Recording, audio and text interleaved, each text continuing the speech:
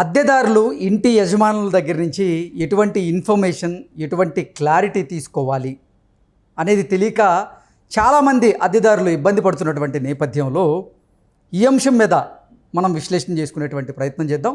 ప్రస్తుతం మనతో పాటు ఉన్నారు రియల్ ఎస్టేట్ రంగంలో 35 సంవత్సరాలకు పైగా సుదీర్ఘమైనటువంటి అనుభవం కలిగినటువంటి రియల్ ఎస్టేట్ నిపుణులు నంది రామేశ్వరరావు గారు మనతో ఉన్నారు. ఆయనతో మాట్లాడదాం. సార్ నమస్తే అండి. సార్, అద్దెదారులు ఇంటి యజమాని దగ్గర నుంచి ఎటువంటి ఇన్ఫర్మేషన్ తీసుకోవాలి, ఎటువంటి క్లారిటీ తీసుకోవాలి, ఒకవేళ గనక అగ్రిమెంట్ రాసుకుంటే వీళ్ళిద్దరూ ఆ అగ్రిమెంట్లో ఎటువంటి అంశాలను పొందుపరుచుకోవాలి, ఆ అగ్రిమెంట్ ఎన్ని సంవత్సరాల పాటు చెల్లుబాటు అవుతుంది అంటే ఏం చెప్తారు?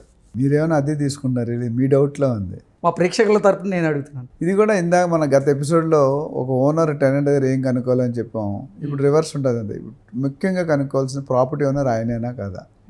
ఇప్పుడు నీ ప్రాపర్టీ ఎవడో అద్దెకి ఇవ్వచ్చు కదా, సినిమాలో బ్రహ్మానందం గారు చేసినట్టు. ఎవరిదో ఇల్లు ఉంటుంది, ఎవరికి అద్దెకి. సో ముఖ్యంగా who is the real owner, ఆ ఇల్లు ఎవరి పేరు మీద ఉందో వాళ్ళతో మీరు మాట్లాడుతున్నారా లేదని ఫస్ట్. లేదా వాళ్ళతో కాదు, వాళ్ళ బ్రదర్ ఆయన అమెరికాలో ఉన్నాడు, వాళ్ళ బ్రదర్ ఇండియాలో ఉంటే వాడికి జీపీఏ ఉండాలి. లేకపోతే రేపు రెంట్ కట్టి నాకు ఇవ్వలేదు నువ్వు ఎవరికి ఇచ్చుంటే you will be in problem. Okay, first and foremost ఆ ఇంటికి ప్రాపర్టీ ట్యాక్స్ రెగ్యులర్గా కడుతున్నారా లేదా. ఎందుకంటే ట్యాక్స్ కట్టకపోతే ఎవరైనా వచ్చి సడన్గా జప్తు చేస్తే మీరు బయటకు పోవాలి. అయితే టెనెంట్ ఇంట్లో సామాన్లు బయట వేస్తారు, అవునా కదా. అది రెండో క్వశ్చన్. మూడోది, ఇంటితో పాటు ఏమి ఇస్తున్నారు అంటే కొంతమంది ఫర్నిచర్ ఉంటుంది, కొంత సెమీ ఫర్నిచర్ ఉంటుంది అనేది కనుక్కోవాలి.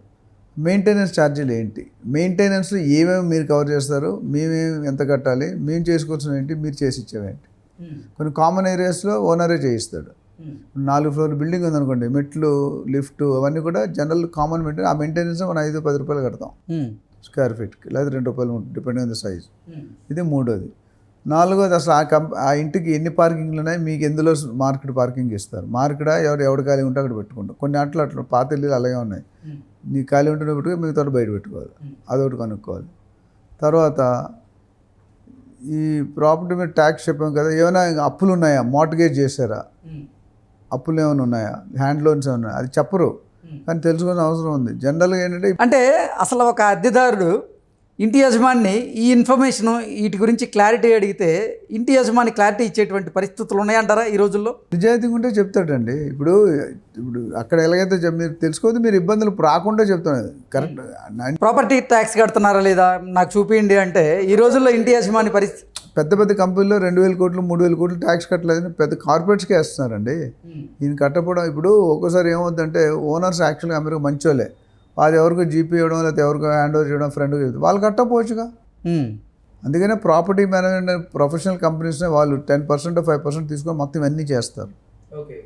సో ఇల్లు మేజర్ రిపేర్లు ఎవరు చేస్తారు, మైనర్ రిపేర్లు ఎవరు చేసుకోవాలి. జనరల్గా మైనర్ రిపేర్లు మనం చేసుకోవాలి. ఇప్పుడు సపోజ్ పైపులు మొత్తం పోయినాయి, డ్రైనేజ్ పైపులు అయితే వేయించడం. ఇది బ్లాక్ అయిందంటే చెత్త క్లీన్ చేసుకోవడం టెనెంట్ పని. పవర్ బిల్లు అంతకుముందు ఏమైనా డ్యూస్ ఉన్నాయా, ప్రాపర్టీ ట్యాక్స్ ఏమైనా డ్యూస్ ఉందా, వాటర్ బిల్ ఏమైనా డ్యూస్ ఉన్నాయా. డ్యూస్ లేకపోతే డ్యూస్ ఉంటే కట్టివ్వాలి, పెద్ద నామోషయం కాదు కదా. అట్లానే టైమింగ్స్ ఏమైనా ఉన్నాయా, ఏమైనా రెస్ట్రిక్షన్స్ ఉన్నాయా, 10 గంటల తర్వాత గేట్ తీయం. కొన్నాట్లో ఉంటారు ముసలాళ్ళు పెద్దవాళ్ళు ఉంటే వాళ్ళు టెన్షన్ భయంతో తీరు. 9 o'clock తర్వాత గేట్ తీస్తే పర్మిషన్ తీసుకోవాలి.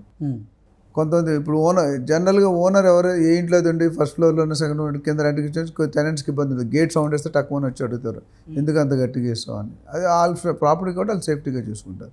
సో ఇలాంటి రిస్ట్రిక్షన్స్ ఏమైనా ఉన్నాయి.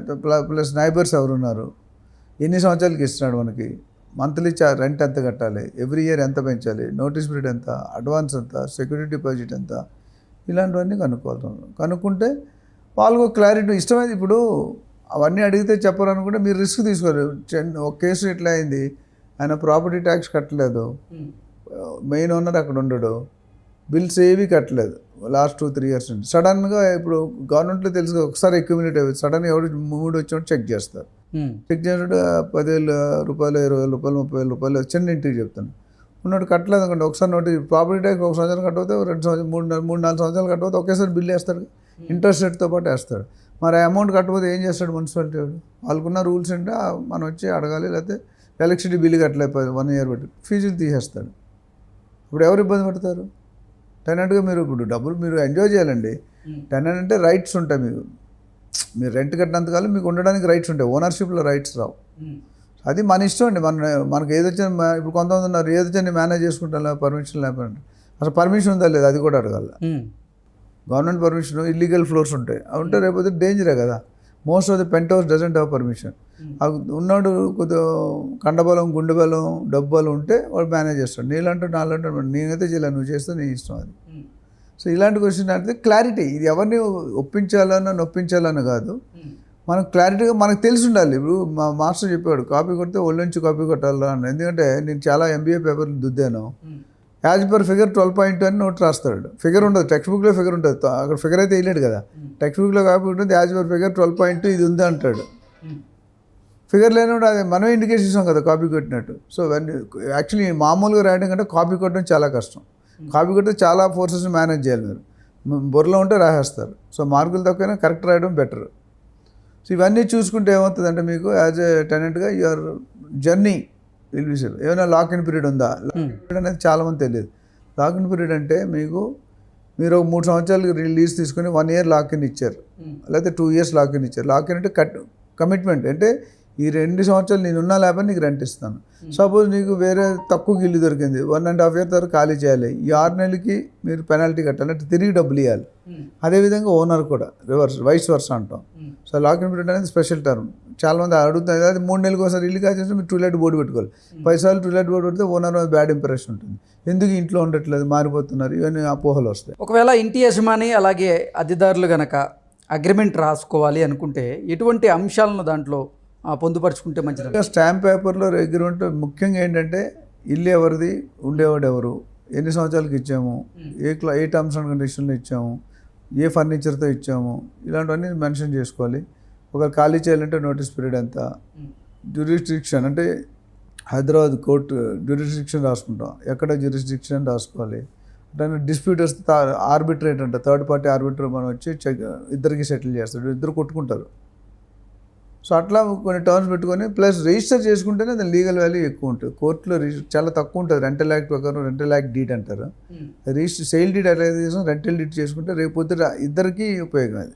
కానీ చాలామంది చేయించుకోరు. మీరు ఇందాక అన్నట్టు అమౌంట్ చూపించాలి, లేకపోతే ఇది చూపించాలి. ఎప్పుడైనా వచ్చిందంటూ సమ్ పర్సంటేజ్ పోయినా సేఫ్టీ రిజిస్టర్ చేసుకోకపోతే లీగల్గా అంత వ్యాలిడ్ కాదు.